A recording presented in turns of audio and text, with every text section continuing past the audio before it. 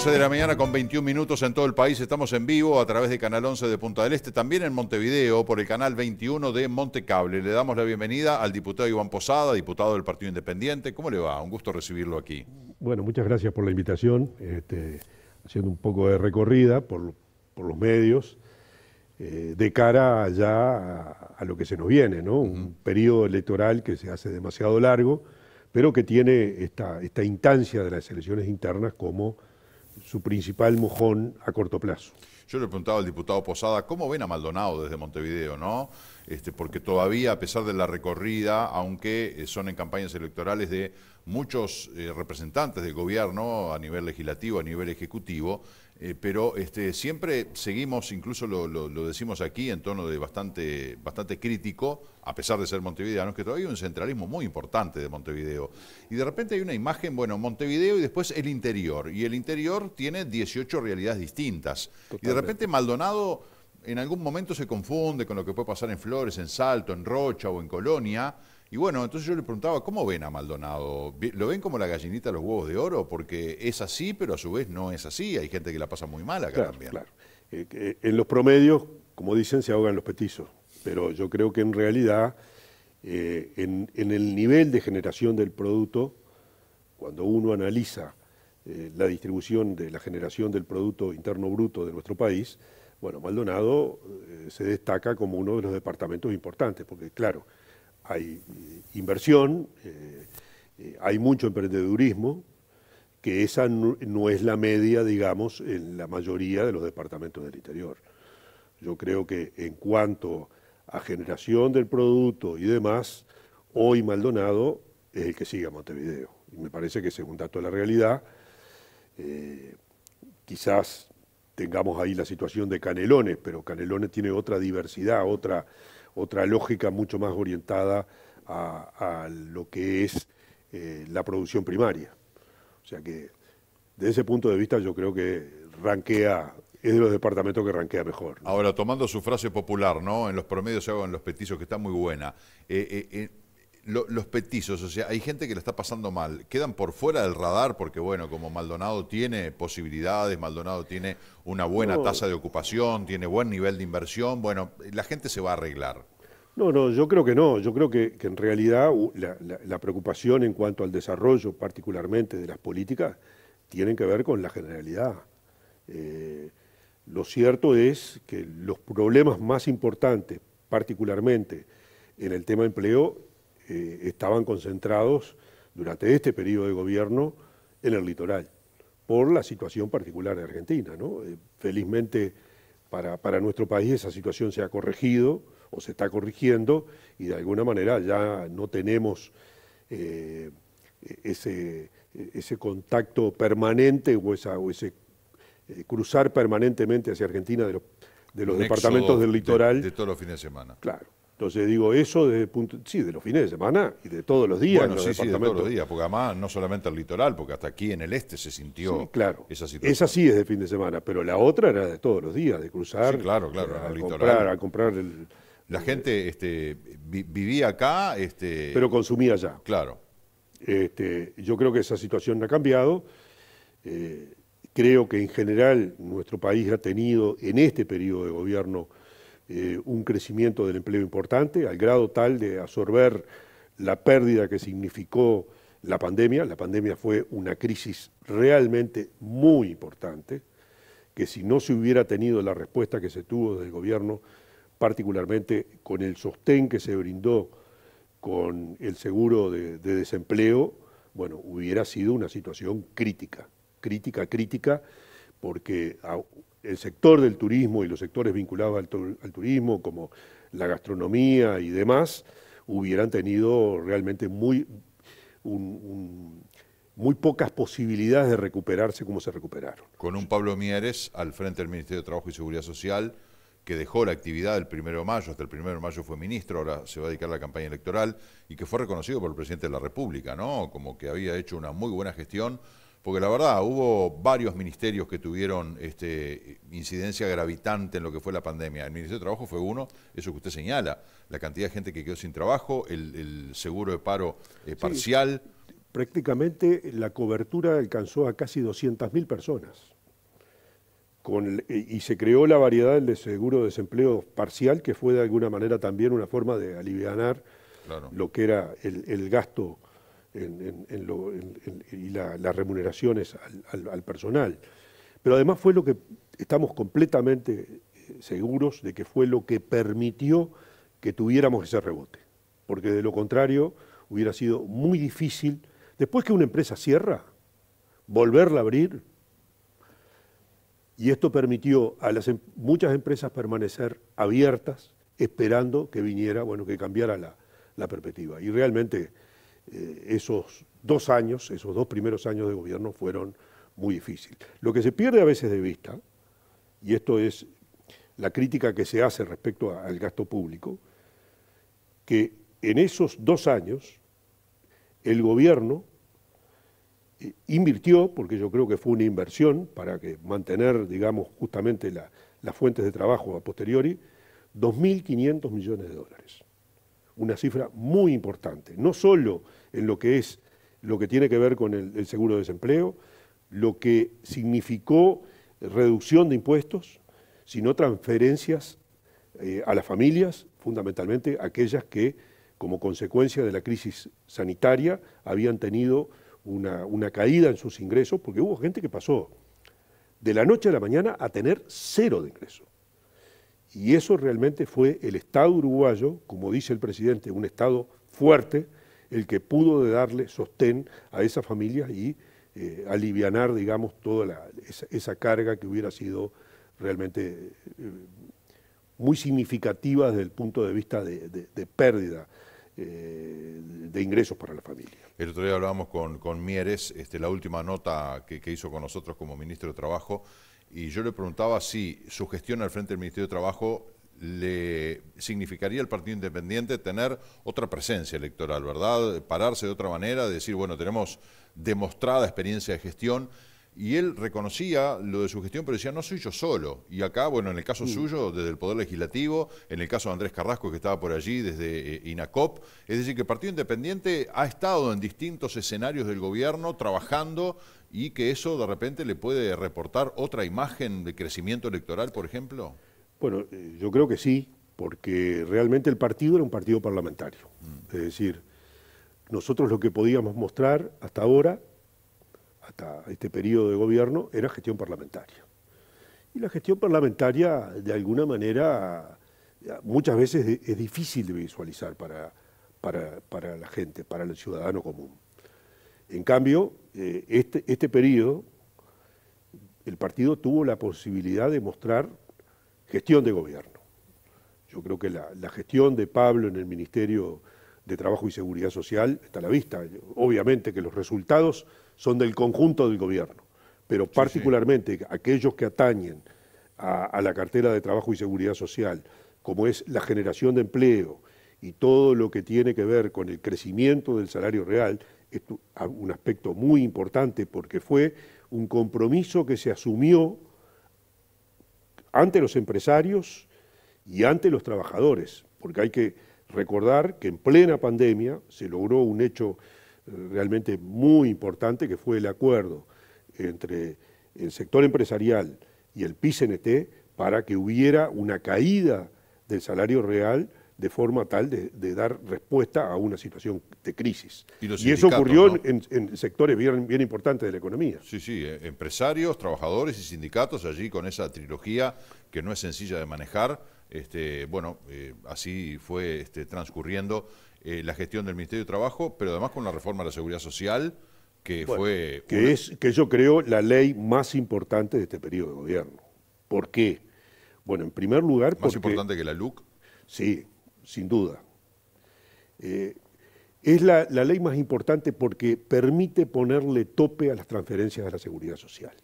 Y esto habla de darle sostenibilidad al sistema de la Seguridad Social. Uruguay, en este foro que ha habido a nivel internacional, donde participan todos los países de mayores ingresos, es reconocido en el mundo entre los 10 mejores países que tienen un sistema de protección social. Esto es la seguridad social y las transferencias sociales que se realizan a los sectores de menores ingresos. Bueno, darle sostenibilidad a eso implicaba esta reforma de la seguridad social, que además permite liberar recursos para atender, yo creo, el tema central que tenemos de aquí en adelante, que es la pobreza a nivel infantil y adolescente. Ahí está el tema central para el país en el próximo periodo de gobierno, yo diría en los próximos periodos de gobierno, pero me parece que ahí tenemos que centrar uno de los compromisos que tenemos que realmente lograr un objetivo de reducir la pobreza infantil, por lo menos en el periodo de gobierno que viene a la mitad. En muchos temas se necesita tiempo, ¿verdad? Muchas veces un periodo de gobierno no alcanza y tenemos el riesgo de que, bueno, el gobierno que viene no vienen a refundacionar porque no lo hizo la coalición, no lo hizo el Frente Amplio, es decir, que se mantienen algunas políticas generales con su impronta. ¿No debería analizarse la posibilidad de una reelección en Uruguay que se habilite justamente pensando en que de repente 5 años no alcanzan, que en 10 se puedan implementar políticas reales? Bueno, yo creo que, de hecho, yo creo que va a haber una reelección de gobierno. No una reelección de presidente de la República, pero sí una reelección de gobierno. Porque me parece que justamente hay que darle... Sí, hubo del Frente Amplio también, y hubo de los blancos y de los colorados en otra época. Pero hay que darle una continuidad a determinadas políticas. Me parece que este ha sido un gobierno que ha mostrado un muy buen desempeño. Hay algunos indicadores, hablábamos de los indicadores de empleo, de crecimiento del salario real. El indicador de empleo es particularmente importante porque no solo se revirtió la pérdida de fuentes de trabajo durante el periodo de la pandemia, que fue bien sí, importante. Los números de Mieres fueron contundentes. Sino que además se crearon, exacto, y ahora nuevamente vuelve a crecer, en este último mes vuelve a crecer el empleo. Pero digo, se revirtió también la pérdida de fuentes de trabajo que había habido durante el último gobierno del Frente Amplio. O sea que, de ese punto de vista, los indicadores son muy importantes. Pero hay otros indicadores que demuestran cómo nos ven en el mundo. Estamos en el nivel más bajo de riesgo país. En el gobierno anterior, que ya era un valor bajo, estábamos en aproximadamente 200 puntos básicos. Para traducirlo, pagábamos un 2% más que la tasa que pagan los bonos de los Estados Unidos, que se supone que son los que tienen cero riesgo. 2% más. Hoy estamos pagando un 1% más. O sea, el riesgo país se redujo a la mitad. Es decir, el mundo nos ve como un país serio. Y eso me parece que es parte, no de resultado solo de este gobierno, es parte de la acumulación. Es decir, esto es seriedad durante mucho tiempo, pasando gobiernos de distintos partidos políticos y manteniendo una lógica de ser serios y responsables en la gestión de los dineros públicos. Uruguay en el contexto internacional tiene muy buena figuración, ¿no? El país menos corrupto de América Latina, el país con mejor conectividad, el país con la tasa de alfabetización más alta. Tenemos una cantidad de cosas que en la región y en el mundo cotizan carísimo. Pero cerremos la puerta a las fronteras y al mundo exterior. Hablemos de Uruguay. La seguridad es un debe para este gobierno. Sin duda. Y yo creo que prometieron que iban a terminar con aquella inseguridad insoportable que vivíamos en el año 2017, 18, 19, y sin embargo estamos en el 2024 y bajó el hurto, bajó el abigeato, pero tenemos violencia doméstica y homicidio fundamentalmente que no se le ha podido poner el cascabel al gato. Es cierto. De todas maneras, desde la reinstauración democrática, gobierno tras gobierno, la tendencia fue, en todos los delitos, de aumento. Este es el primer gobierno después de la reinstauración democrática donde se logra quebrar la tendencia en algunos delitos, que usted hacía mención justamente, en el delito de rapiña, en el delito de hurto y en el delito de abigeato. Los valores en materia de homicidio sí siguen siendo prácticamente los mismos. ¿Y por qué no se pueden bajar? Y porque yo creo que multicausal, es un problema muy grave y complejo. Es un problema, ¿no?, multicausal, pero yo creo que lo primero que tendríamos que mirar, y ahí vuelvo a un tema que recién hacía mención, es cómo son los resultados a nivel de pobreza infantil y adolescente. Porque eso está relacionado después con el acceso a la educación, que ese es el otro factor clave que de alguna manera se tiene que atender y que está relacionado directamente. Si hay gente que deserta de los niveles educativos, ¿cuál es su oportunidad de trabajo a futuro? El hecho de los niní, de los que no estudian ni trabajan. ¿Cuáles son sus perspectivas? Hoy es cero. Bueno, antes entonces, de repente uno podía revolverse porque tenía ciertas habilidades, y más, bueno, pero hoy que no está formado, el mercado es cada vez más exigente. Por tanto, ahí, en ese tema, pobreza infantil y adolescente, educación, tenemos que realizar realmente una inversión bien importante para tratar de revertir esa situación. Y eso está relacionado con el mundo del delito. Digo, miremos las cárceles, miremos el componente de alfabetización que existe en las cárceles. Digo, todos son aspectos que de alguna manera están interrelacionados, no exclusivamente porque como tú expresabas, no hay una sola causa, muchas causas, pero estas causas están.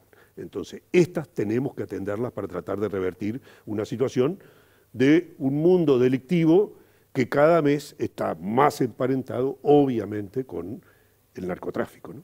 Bueno, a eso iba a apuntar ahora, el narcotráfico como, hace muchos años que existe el narcotráfico como tal, pero Uruguay se empezó a ver severamente afectado últimamente, no solamente creo que a la sociedad la desestabilizó totalmente la irrupción de la pasta base en el año 2001-2002. A partir de allí creo que fue un deterioro incontenible, una droga que afecta a los más pobres, que es de fácil acceso, que es altamente adictiva y tremendamente destructiva e irrecuperable para los daños que provoca, ¿no? A eso se le ha ido sumando que Uruguay ha sido un país de tránsito, un país de acopio, un país donde no hay controles, un país donde no funcionan los radares, no hay aviones, no hay barcos, van y vienen, nos hemos enterado de toneladas de cocaína que salieron de Uruguay y aparecieron en Europa, o sea, casos vergonzosos, ¿no? Pero eso es un deterioro permanente y hay que poner, de alguna manera, frenos, hay que establecer ciertos controles. Bueno, era impensable que no tuviéramos radares. Bueno, y es impensable que no se vote la ley de financiamiento de los partidos políticos también. Bueno, también. Yo creo que en ese sentido la Cámara de Diputados dio un paso trascendente, porque logramos realmente un proyecto de ley votado por todos los partidos políticos, de acuerdo, que esperemos que ahora, en estos próximos días, semanas, termine siendo aprobado en el Senado y se consagre como una ley, porque yo creo que es fundamental, es parte de las garantías del sufragio, es parte de darles garantías a la población de lo que tú decías, de que los niveles de corrupción de Uruguay siguen siendo los más bajos del mundo. Ahora un diputado ayer me decía que en el Parlamento colegas le dijeron: vos querés aprobar tal proyecto de ley que es de tu autoría, bueno, dejate de embromar con el tema del financiamiento de la ley de los partidos políticos y nosotros te damos los votos para que saques ese proyecto adelante. Bueno, no sé quién es el legislador, yo lo que le digo es que... Bueno, como lo dijo públicamente lo puedo decir, el diputado Sebastián Cal. Bueno, yo lo que le digo, mire... El delito de ciberdelito, que es una idea de él, sí. ¿Querés aprobarlo? Hay 200.000 uruguayos que están siendo estafados por mes, por semana, no sé, un disparate. Es real, tenemos un problemón en materia de delitos cibernéticos. Vos querés, bueno, dejate de embromar con el tema de los partidos políticos y te aprobó. Lo dijo en un programa públicamente. ¿Usted lo desmiente? Yo lo que digo es lo que pasó en la Cámara de Diputados, que es donde participo. Y donde participo, ese proyecto del diputado Cal fue aprobado. Y fue aprobado con voto de todos los partidos políticos. Me parece que es una señal inequívoca. ¿Pero a costas de dejar de hablar o no. de no mandar brasa? A ver, primero... yo integro la Comisión de Financiamiento de Partidos, la que trató el proyecto de financiamiento de partidos desde el comienzo. Y allí los partidos políticos, todos, nos pusimos de acuerdo en lo que se aprobó en la Cámara de Diputados, que claramente significan cambios muy significativos. Algunos que los propusimos nosotros. Por ejemplo, los partidos políticos, cuando se apruebe la ley de financiamiento de partidos, van a empezar a tener que presentar sus estados contables. Van a tener un control de esos estados contables del Tribunal de Cuentas de la República. Son cambios impensables en la lógica del funcionamiento político de nuestro país. Y esos cambios se incluyeron en la ley. Y son una señal inequívoca de que los partidos políticos queremos que justamente haya un control para evitar eso que de alguna manera se plantea como una amenaza y es el ingreso del narcotráfico a la política. Bueno, yo creo que en ese sentido caminamos hacia blindar al sistema político uruguayo de que no sucedan esas cosas como suceden lamentablemente en otros países. ¿No está ya instalado el narcotráfico? ¿No ha permeado a la política uruguaya? No, absolutamente no. Yo creo que... No aporta, no financia lo cual campañas. no significa que yo pueda asegurar de que no haya algún vínculo en particular, pero no lo conozco. Pero le quiero decir de que el funcionamiento, la lógica de que somos pocos y nos conocemos, eso nos da una tranquilidad de que el narcotráfico a la política uruguaya no llegó. Hay legisladores que opinan lo contrario, Bueno, ¿no? Yo le puedo decir, tengo 30 años En el Parlamento. en el Parlamento y creo conocer bastante a todos, de cómo se han forjado, de cómo financian sus campañas y le puedo asegurar que no conozco ningún caso, ni siquiera tengo la más mínima sospecha en ese sentido. Está bien, eso es tranquilizador sin lugar a dudas, más allá de que nos dejan bastante nerviosos otras declaraciones, ¿no? Y además situaciones que uno ve y dice, pero tanto dinero invertido en una campaña electoral, Bueno, ¿de dónde sale? Pero sí, eso hay. Las cenas de recaudación, esos que tras bambalinas, una cena benéfica y ahí hay un blanqueo de guita imponente, pero bueno, entramos en otros terrenos, pero no quiero desviarme sin seguir el hilo de la entrevista, preguntándole por otros proyectos importantes. Usted hablaba del tema de los radares, no tenemos radares, se lo traía un legislador, yo no me acuerdo quién fue el legislador que estuvo acá, y decía, bueno, ahora van a estar viniendo para fin de año, vamos a tener radares, pero ahora, al final del periodo... ¿Por qué no se pudo hacer antes? Bueno, ahí hubo problemas con la licitación, realmente son situaciones que no deberían pasar, pero que pasan, y estoy de acuerdo con usted. Yo creo que el tema de los radares es una de las claves para evitar, por ejemplo, esas situaciones que se dieron y a las que se hacía mención. Yo no creo que Uruguay, esto es una opinión en realidad de los especialistas, de la propia policía, en el sentido de que Uruguay sea de acopio realmente de droga. Lo que creo es que se ha utilizado a Uruguay y en todo caso las debilidades de Uruguay en materia de control para droga que vino de otros países saliera de puertos uruguayos, que son dos cosas distintas. Es decir, se ha utilizado la facilidad que de alguna manera se da desde el punto de vista de la falta de la debilidad de los controles. Claro, porque además estamos en todos lados, o sea, en los escáneres del puerto, en los aeropuertos. Claro, todo. La parte aérea, en el tema del narcotráfico y del control de que Uruguay no sea utilizado para enviar droga a otros lugares del mundo, esos aspectos, el tema de los escáneres es fundamental. Y yo creo que se van a dar los pasos necesarios para que realmente, tengamos escáner en el puerto y tengamos escáner en los aeropuertos. Hace rato, ¿no?, que esto es Totalmente, imperioso y necesario. Pero eso del hace rato que usted dice era necesario en este gobierno y era necesario en los gobiernos anteriores. Sí, por supuesto, estamos hablando de lo los que pasa últimos que 20 a veces, años. Como siempre, a veces los temas importantes pasan a un segundo lugar porque tenemos que atender los temas urgentes. Y es así. Qué dilema, ¿no?, entre lo importante y lo urgente. Bueno, pero lo que pasa es que yo creo que claramente los objetivos de largo plazo tienen que estar concentrados en los urgentes. Por ejemplo, reitero, pobreza infantil y adolescente. Eso es importante y es la forma en que podemos cambiar directamente la situación del país y lograr niveles de crecimiento mayores. Porque es un cambio de fondo, ¿no? Es que, mire, nosotros necesitamos aumentar la productividad. La productividad del trabajo tiene que aumentar para lograr un desarrollo sostenible de más largo plazo. ¿Cómo se hace eso? Bueno, justamente tenemos que realizar una inversión muy importante a nivel de esa pobreza, de esos jóvenes, niños, niñas y adolescentes que hoy nacen en hogares pobres.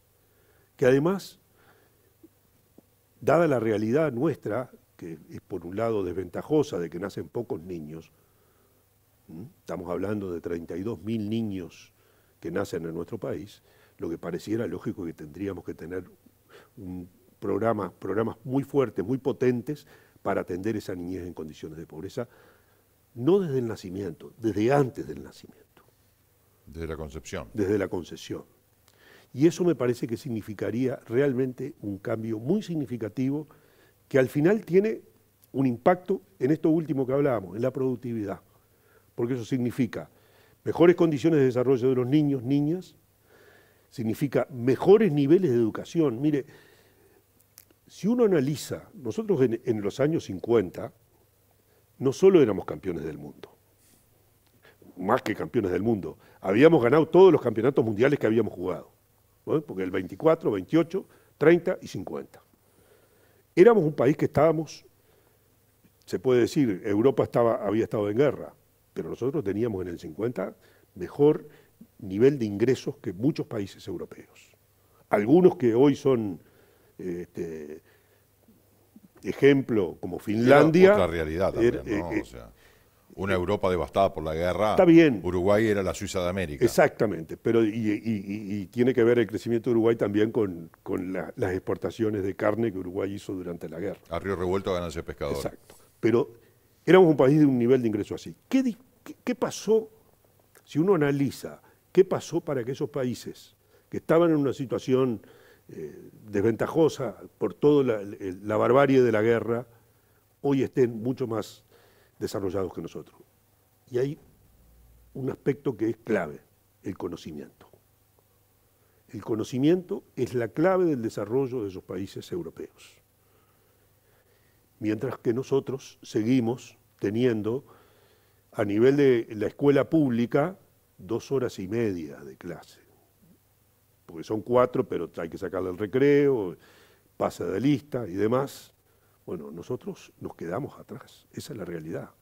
Y ahí tenemos mucho para hacer. Hay mucho para trabajar. Diputado Iván Posada, un gusto. ¿Va a ir por un periodo más en el Parlamento? No, ya dije que no voy a ser candidato a diputado por Montevideo.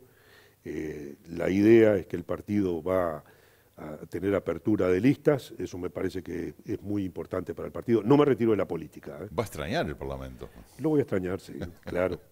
Es parte de mi vida, la política es parte de mi vida. Claro, ni que hablar. Diputado, un gusto recibirlo aquí en la mañana. Bueno, muchas gracias, muy amable. Hasta cualquier momento. Tenemos que hacer una pausa, 11:48, ya venimos.